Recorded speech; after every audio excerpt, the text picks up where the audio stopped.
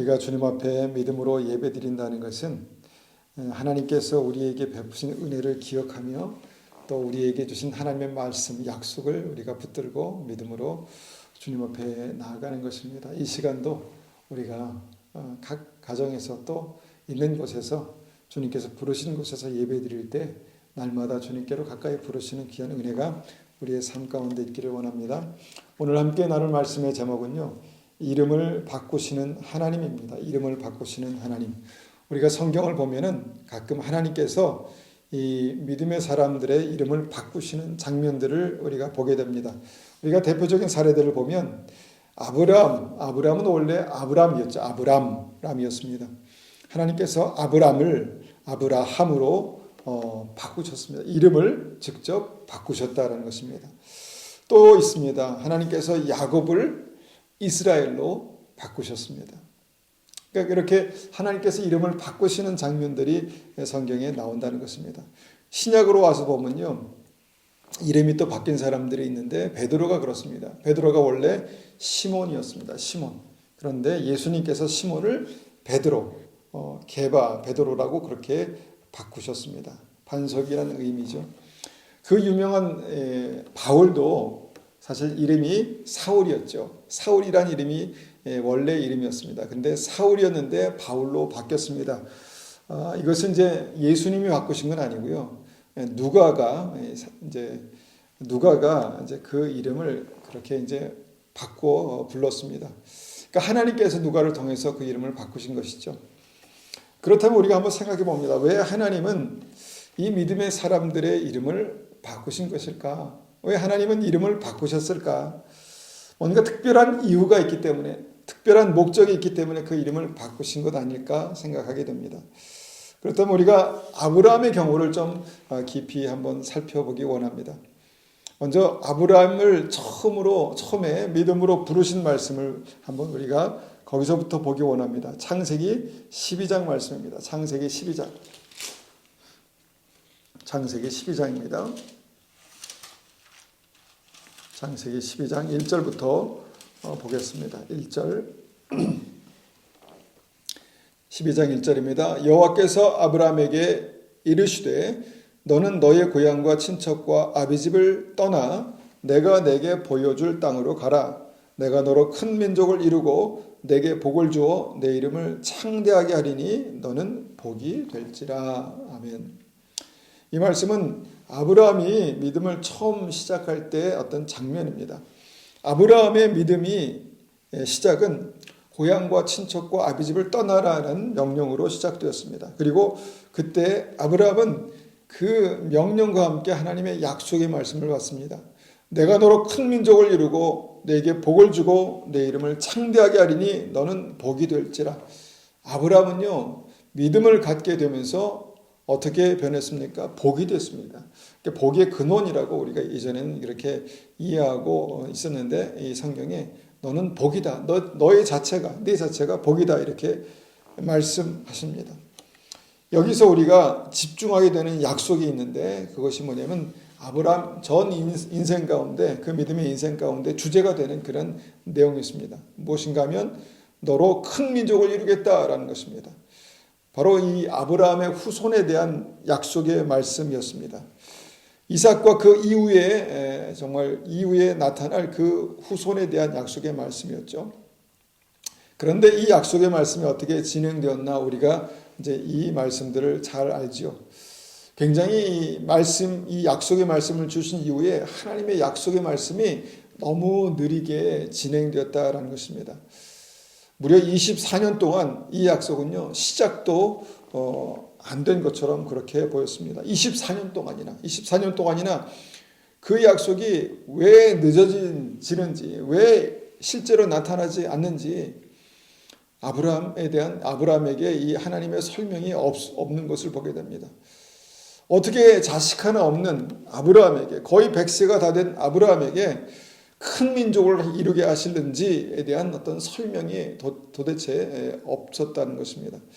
아들 하나 없었던 그에게 24년 동안 하나님은 그렇게 설명 없이 그냥 지나가셨습니다.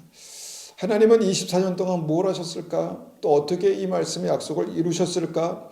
아무것도 안 하셨을까? 아니면 뭔가를 하셨을까? 이런 고민들을 하게 되는 것입니다. 여러분, 믿음은요, 한순간 영접에 의해서 끝나는 것은 아닙니다. 믿음은 그때부터 시작하는 것입니다. 믿음은 경주이고 주님을 따라 인생길을, 생명의 길을 가는 것입니다. 그리고 달려갈 길을 다 마치는 것이 믿음입니다. 사도 바울이 고백했던 것처럼 달려갈 길을 다 마칠 때 의의 면류관을 확실하게 되는 것이 믿음이죠. 그런데 아브라함은 하나님은 왜 아브라함에게 24년이나 그냥 정말 어떻게 보면은 의미 없는 그런 시간들을 달리 하셨을까라는 것입니다.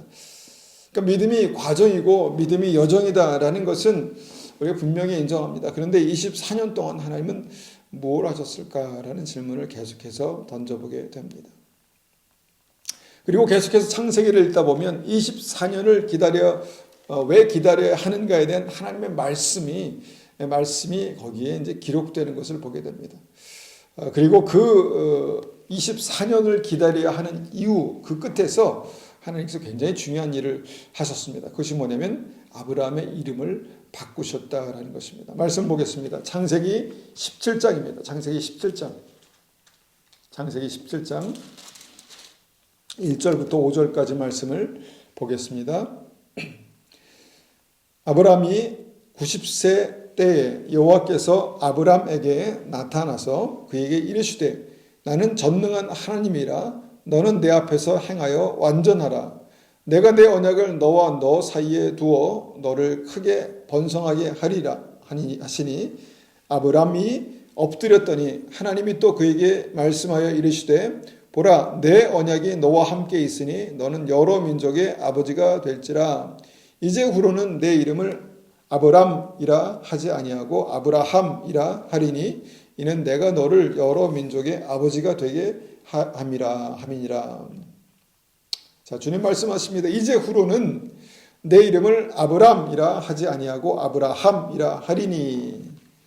하나님께서 아브람의 이름을 아브라함으로 바꾸시는 장면이 여기에 나오게 됩니다.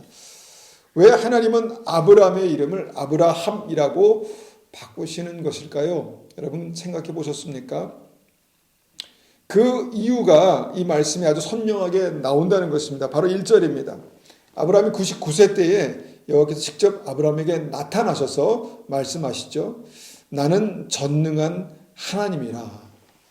너는 내 앞에 행하여 완전하라. 뭔가 하나님의 중요한 뜻을 아브라함에게 계시하십니다. 직접 오셔서 아브라함에게 말씀하시죠. 이것이 바로 하나님께서 아브라함에게 약속을 주시고 24년 동안 기다리신 이유다라는 것입니다. 무엇입니까? 너는 내 앞에서 행하여 완전하라. 이 말씀에 24년 동안 하나님께서 아브라함을 기다리신 이유가 있었다라는 것입니다.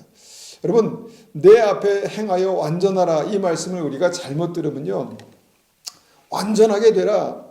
물론 맞습니다. 완전하게 되라는 말씀 맞죠. 그런데 하나님은 우리가 생각하는 그 완벽주의를 추구하시나? 완벽한 어떤 믿음, 완벽한 사람을 추구하시나라고 잘못 오해할 수 있습니다. 그럼 완전하라라는 의미, 이 말씀의 핵심은 무엇일까? 하나님께서 주목하시는 이 완전이라는 이 단어의 핵심이 있다라는 것입니다. 그래서 완전하라라는 말씀, 이 창세기 17장 5절 전후를 살펴보면요, 공통되는 주제가 하나 있습니다. 그게 무엇입니까? 바로 아브라함에게 첫 번째 줬던 그 약속의 말씀입니다. 바로 아들에 관한 말씀이죠. 아들을 주시겠다는 것입니다. 아들을 주시겠다. 자, 16장을 보니까 16장에는 아브라함이 이스마엘을 낳는 사건이 기록되어 있습니다. 아브라함이 어떻게 이스마엘을 낳았는가라는 사실이 기록되고 낳고 16장이 딱 마무리됩니다. 그럼 17장에는 어떻게 됩니까? 17장에는 하나님께서 사라의 몸에서 태어날 이삭을 주시겠다라는 어떤 약속의 말씀을 다시 한번 분명하게 그렇게 하시는 그런 내용이 나온다라는 것입니다. 16장 16절 보니까 하갈이 아브라함에게 이스마엘을 낳았을 때 아브라함이 86세였더라 이렇게 기록하고 있습니다. 그리고 17장 5절에 너는 내 앞에 행하여 완전하라 라는 말씀이 나오고요. 그 이후에 17장 16절에 내가 그에게, 여기서 그는 사례를 말합니다. 내가 그에게 복을 주어 그가 내게 아들을 낳아주게 하며 내가 그에게 복을 주어 그를 여러 민족의 어머니가 되게 하리니 민족의 여러 왕이 그에게서 나리라 말씀하시죠. 즉 아브라함이 이스마엘이 하나님의 말씀이라고 하나님의 약속이라고 생각해서 하나님의 말씀을 자기 뜻대로 해석해서 이스마엘을 낳았다는 것입니다. 16장의 말씀이 그렇습니다. 그런데 하나님의 뜻은 그게 아니라 사라를 통해서 이삭을 출산하는 것이 하나님의 완전하신 뜻이었다라는 것입니다. 그래서 여기서 완전이라는 것은 무엇입니까? 완전은 이스마엘을, 그러니까 아브라함의 믿음의 결과인 이스마엘을 하나님의 약속의 결과인 이삭으로 바꾸는 그 과정에서 완전하라라는 그 단어를 사용하셨다는 것입니다. 그런데 왜 이것이 필요한가? 이 말씀을 자세히 보니까 이 말씀에서 아브라함의 믿음의 상태를 볼 수 있는 말씀이 기록되어 있습니다. 바로 창세기 17장 17절입니다. 하나님께서 사라를 통해서 아들을 둘 것이다 이렇게 말씀하셨는데 17장 17절에 아브라함이 이렇게 반응합니다. 아브라함이 엎드려 웃으며 마음속으로 이르되 100세 된 사람이 어찌 자식을 낳을까? 사라는 90세니 어찌 출산하리요 하고. 아브라함은 하나님을 믿었습니다. 그리고 그 약속을 믿었습니다. 그런데 100% 믿지 못했습니다. 어느 정도 믿었습니다. 한 90% 정도 믿었던 것 같습니다. 하나님의 완전하신 약속이 아브라함과 사례를 통해 이삭을 출산하는 그런 것이었는데 아브라함은 그 말을 들으면서 그 하나님의 말씀을 들으면서 웃었다는 것입니다. 웃었다는 것입니다. 여기에 우리의 한계가 있는 것 같습니다. 여기에 인간의 한계가 있습니다. 100% 믿는 것이 쉽지 않다는 것입니다. 어떻게 100% 믿어? 여러분 하나님께서 그렇다 하시면 그런 것 아니겠습니까? 우리가 젖는 것은 하나님, 완전하신 하나님을 믿는 것 아니겠습니까? 하나님께서 그렇다 하면 100% 그런 것입니다. 그런데 지금 아브라함의 믿음이 100%가 아니라 90%였다는 것입니다. 그래서 주님께서 말씀하시기를 너는 내 앞에 행하여 완전하라. 무엇입니까? 하갈을 통해 이스마엘을 낳는 불완전한 믿음에서 사례를 통해 이삭을 낳는 완전한 믿음으로 나아가라라는 말씀입니다. 굉장히 구체적인 사건에 대해서 아주 구체적으로 어떻게 믿음을 가질 것인가에 대해서 말씀하셨다는 것입니다. 그런데 아브라함의 마음속에서는 이것이 믿어지지 않았습니다. 내가 100세고 사라가 90세인데 할머니가 어떻게 할아버지가 어떻게 아들을 낳아? 이렇게 생각했다는 것입니다. 그것도 정말 민족을 주시겠다는 하나님의 약속의 말씀과 전혀 그렇게 맞지 않는, 그래도 그 말씀을 믿었습니다. 그러니까 사례를 통해서 젊은 종을 통해서 아들을 낳은 것이죠. 그런데 하나님께서는 아브라함의 믿음이 거기서 머물면 안 된다 이렇게 말씀하시죠. 아브라함의 믿음이 완전한 대로 나아가야 될 어떤 그런 때를 말씀하십니다. 그 시점은 완전한 대로, 그 믿음이 완전한 대로 나아가야 할 그 시점에서 하나님은 아브람의 이름을 아브라함으로 바꾸셨다는 것입니다. 여러분 보통 이름이 어떻게 생기게 됩니까? 그 가정에서 부모가 사랑하는 딸, 사랑하는 아들에게 이름을 지어줍니다. 그 사람이 그 이름을 지어준다는 것입니다. 부모의 간절한 소망과 사랑을 담아서 그 이름을 짓죠. 그래서 아브라함의 아버지 데라는 그 아들의 이름을 아브람이라고 지었다고 믿습니다. 그 의미가 무엇입니까? 그 단어적인 의미는 큰 아버지, 그러니까 빅 파더, 큰 아버지라는 것입니다. 의역하면 존귀한 자라는 그런 의미입니다. 그러니까 한 사람이 사랑하는 아들 아브라함을 보면서 그 아버지가 네가 앞으로 커서 존귀한 자가 되라라는 그런 어떤 뜻으로 아브람이라는 이름을 지어 줬다는 것입니다. 그러니까 이 말씀을 보면은, 이 상황을 보면은 이 이름은요, 아브람 한 사람에게 초점이 맞춰져 있습니다. 그러니까 사람에게 인정받는 존재가 되라, 네가 대단한 존재가 되라라는 그런 의미로 아브람이라는 이름을 지은 것이죠. 그러니까 그 이름 안에는 사람의 소원, 부모의 소원이 들어갔다라고 우리가 볼 수 있습니다. 그런데 그 이름을 하나님께서 아브라함이라고 바꾸셨다는 것입니다. 그 의미는 뭐냐면 열국의 아버지입니다. 열국의 아버지. 많은 사람의 아버지라는 의미라는 것이죠. 그를 통해서 이 복이 수많은 자손에게 흘러가라라는 그런 의미에서, 생명이 수많은 사람에게 흘러가라는 그런 의미에서 하나님께서 그 이름을 바꾸셨다라는 것입니다. 그러니까 한 사람, 위대한 한 사람이 되라라는 것이 아니라 한 사람을 통해서 많은 사람들에게 생명과 복이 흘러가게 하는 그런 사람이 되라라는 그 의미가 담겨 있다는 것입니다. 그러니까 하나님의 의지가 담긴 어떤 그런 이름, 그런 사명, 그런 데스티니, 이것이 아브라함의 이름이 바뀐 의미였다라는 것입니다. 하나님 그렇게 이름을 바꾸셨습니다. 여러분, 하나님께서 그 이름을 바꾸신다는 것을 우리가 좀 정리해 볼 필요가 있다라고 믿습니다.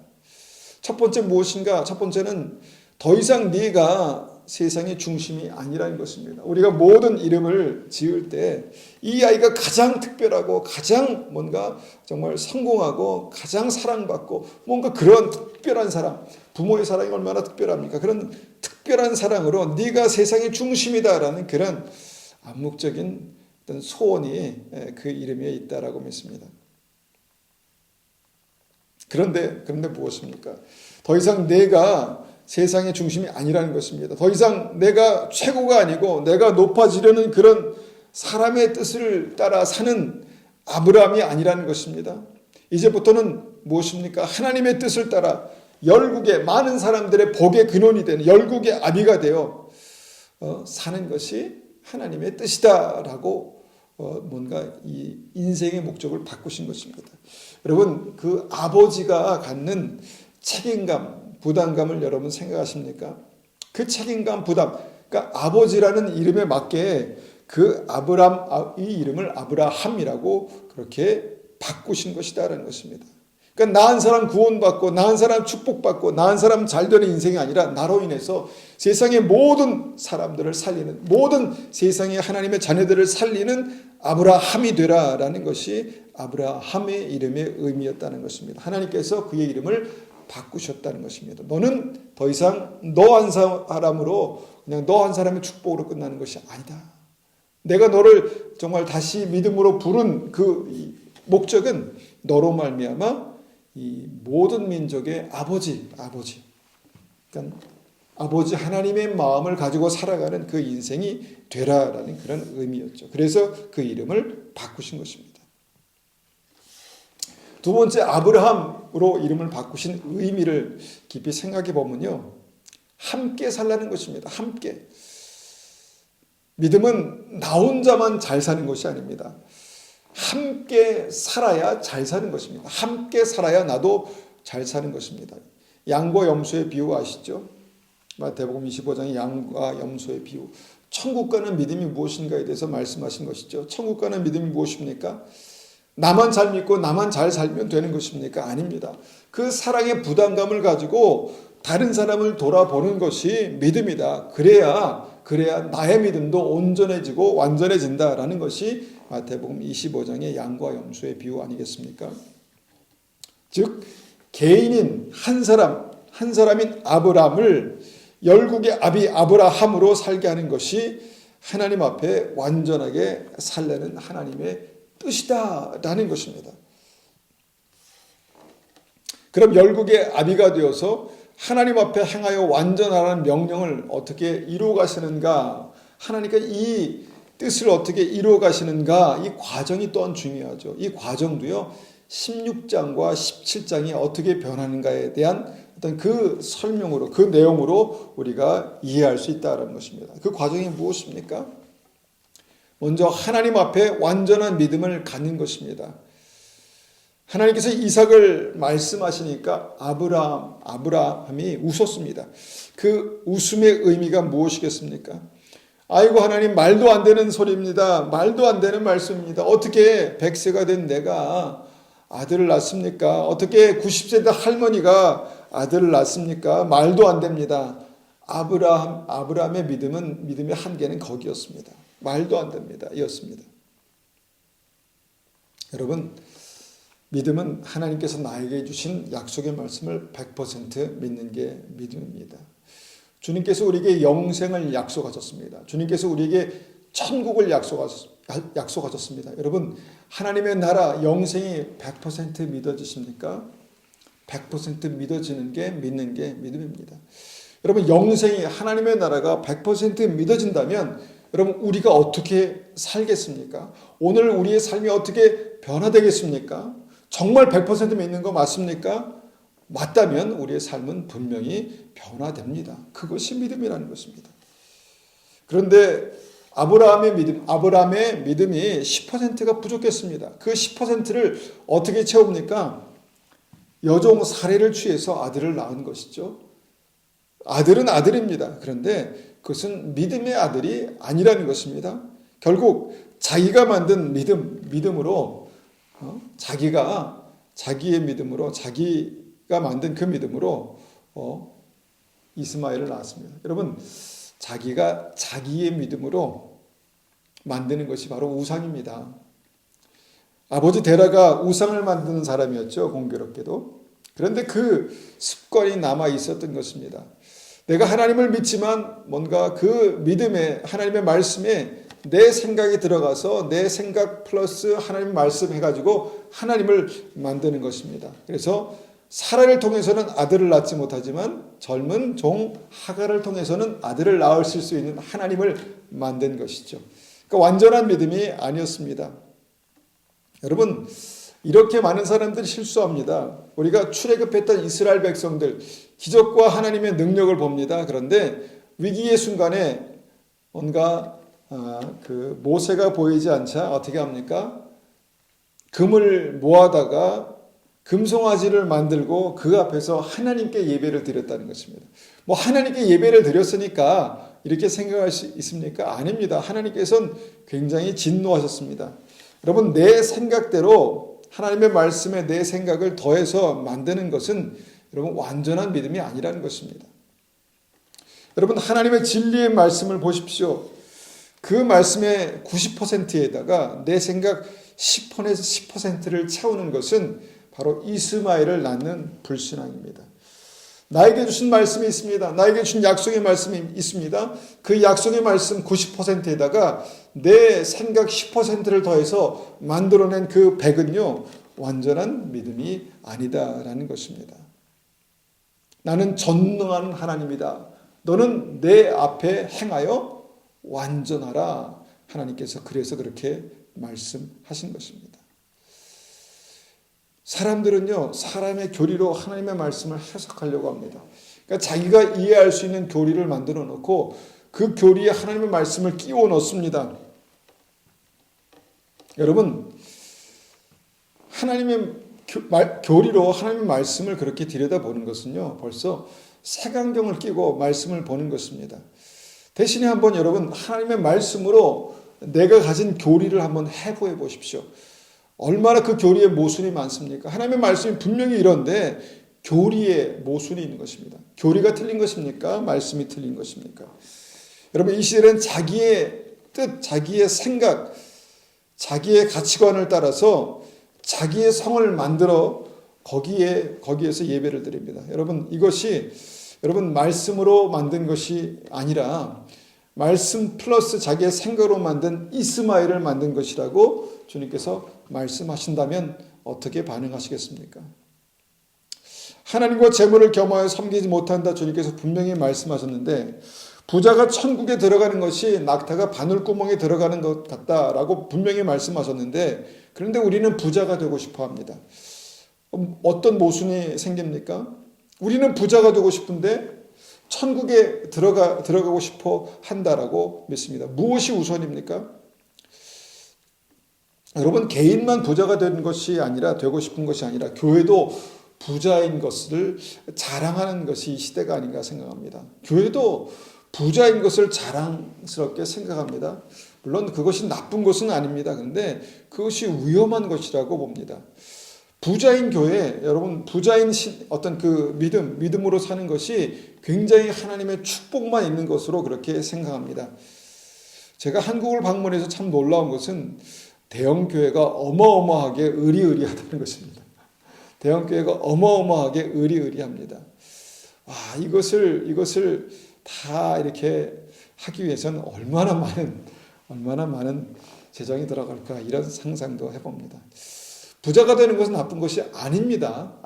그런데 부자가 되는 것은 하나님의 말씀을 우리가 말씀대로 받는다면 위험한 것입니다. 그렇지 않습니까? 많은 사람이 부자가 되고 싶어 하는데 동시에 천국에 가고 싶어 합니다. 그러면 천국이 우선입니까? 부자가 우선입니까? 여러분, 크리스찬들도 부자가 되고 싶은 것은 틀리지 않습니다.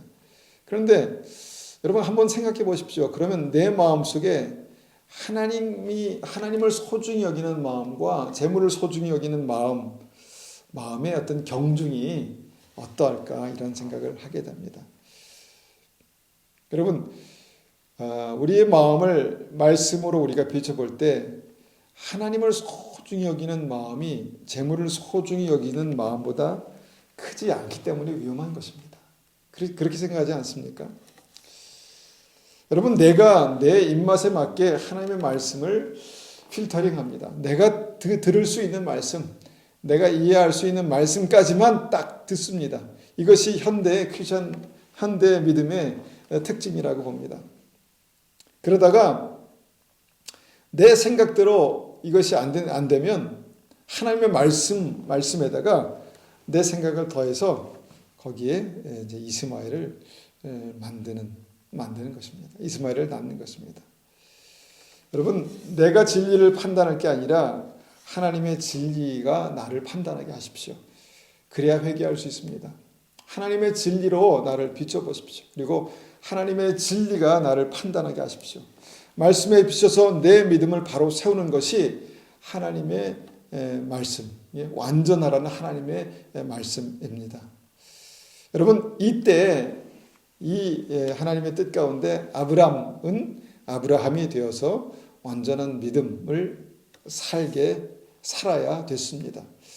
그래서 어떻게 합니까? 그래서 어떻게 됐습니까? 결국 아브라함이 이스마엘을 떠나보냅니다. 하나님의 말씀 플러스 사람의 생각으로 낳은 이스마엘을 떠나보내게 됩니다. 이것이 회개죠.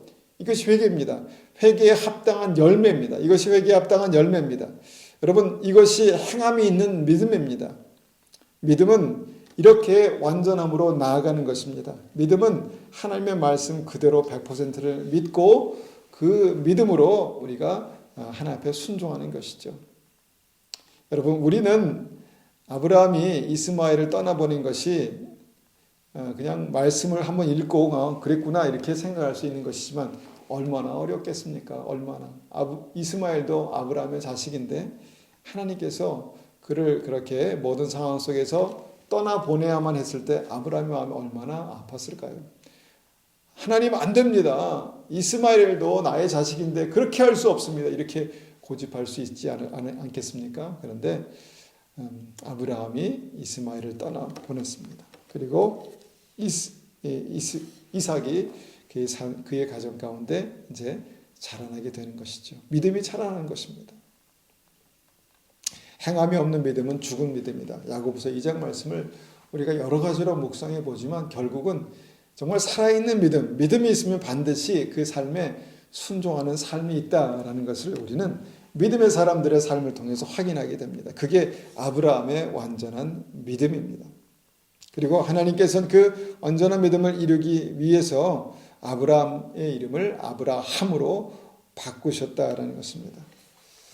반석이라는 베드로의 원래 이름이 모레알이라는 뜻의 시몬이었다라는 것입니다. 시몬, 모레알을 반석으로 바꾸시는 것이 한 번에 됐습니까? 그렇지 않습니다. 약속하셨지만 그의 삶을 통해서 우여곡절과 실패를 통해서 하나님께서 그를 반석으로, 모래알을 반석으로 만드셨습니다. 여러분, 모래알이 반석이 되는 그 과정, 그것이 쉽지는 않았습니다. 그렇지만 하나님께서 그렇게, 완전하신 하나님께서 그렇게 하셨다는 것입니다. 그리고 그 위에 하나님의 교회를 세우셨죠. 이것이 하나님 앞에 완전한 믿음이다라는 것입니다.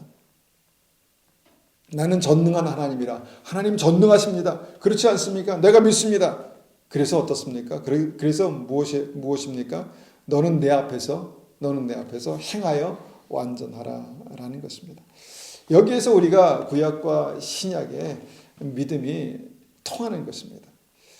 시몬이 하나님의 뜻에 따라서 베드로가 되어서 하나님 앞에 행하여 완전한 믿음으로 나아가게 될 때 그의 삶에 정말 어부였던, 아무것도 아니었던 그의 삶에 하나님의 교회가 세워졌다는 것입니다. 자기의 생각과 고집대로 하나님을 믿었던 사울이 주님을 만나고 주님의 뜻에 따라 성령의 인도하심대로 따라가는 바울이 됩니다. 바울이 됩니다. 사울이 바울이 되는 것이 완전함으로 나아가라는 하나님의 말씀인 것입니다. 그 과정에서 사울의 이름이 바울로 바뀐 것이죠. 여러분, 우리가 그 할례에 대한 성경의 말씀을 우리가 보다 보면 육체의 할례가 아니라 마음의 할례가 중요하다, 이런 말씀하십니다. 그러니까 육체의 할례뿐만 아니라 마음의 할례가 중요한 것이다. 그것이 진짜다, 이런 말씀하시죠. 그래서 저는 생각하게 되는 것이, 저는 하나님께서 우리 한 사람 한 사람에게 믿음을 가질 때 새 이름을 주셨다라고 믿습니다. 그러니까 하나님을 만나기 전에는 각자 이름의 의미가 무엇입니까? 너의 영광을 위해서 내가 가장 위대하고 가장 아름답고 가장 최고가 되는 그런 삶을 살라라는 그런 의미였다면, 이제는 하나님에 따라서 그 영광스러운 부르심을 따라 사는 하나님의 자녀로, 하나님의 사람이 되라라는 그런 의미로 우리의 이름을 바꾸셨다라고 믿습니다. 제 이름이 레성입니다. 그러니까 올레자에 성인 성자를 쓰죠. 그러니까 직역하면 올성인 해가지고 굉장히 그 이름 자체가 교만합니다. 그러니까 이름대로 하면 이제 그 성인이 되라, 이런 의미라고 이제 생각했는데, 그런데 예수님 만나고 나서 그 이름의 의미가 완전히 바뀌었습니다. 제 스스로가 믿음으로 새로운 이름을 취했습니다. 그러니까 다시 오실 주님을 예비하는 자, 다시 오실 주님을 예비하는 자라는 그런 의미입니다. 겸손하게 이 이름을 살아가기를 소원합니다. 여러분의 이름은 무엇입니까? 하나님께서 여러분에게 어떤 새 이름을 주셨습니까? 아직도 여러분은 그 이름, 이전의 이름을 가지고 내가 내 삶의 주인공처럼, 내가 내 삶의 주인으로 그렇게 살아가십니까? 아니면 믿음 이후에, 예수님 만난 이후에 하나님께서 여러분의 이름을 바꾸셔서 하나님께서 우리의 삶 가운데 가지고 계신 소망을 따라서 그렇게 살아가는 새 이름을 받으셨습니까? 여러분, 하나님께서 우리의 삶에 찾아오셔서 우리의 이름을 바꾸셨습니다. 우리의 이름을 정말 바꾸셨습니다. 긍휼히 여김을 받지 못할 자에서 긍휼히 여김을 받은 자로, 정말 사망에 속한 자를 생명에 속한 자로, 아무것도 아닌 자를 하나님의 자녀로 그렇게 이름을 바꾸셨습니다. 여러분, 그 이름에는 나의 미래가 있습니다. 그 이름에는 앞으로 완성될 믿음이 있다는 것입니다. 여러분, 그 이름을 믿음으로 소유하시고 그 이름을 믿음으로 붙드시는 우리 한 분 한 분이 되시기를 축복합니다. 우리 이 말씀을 가지고 한번 같이 기도하겠습니다.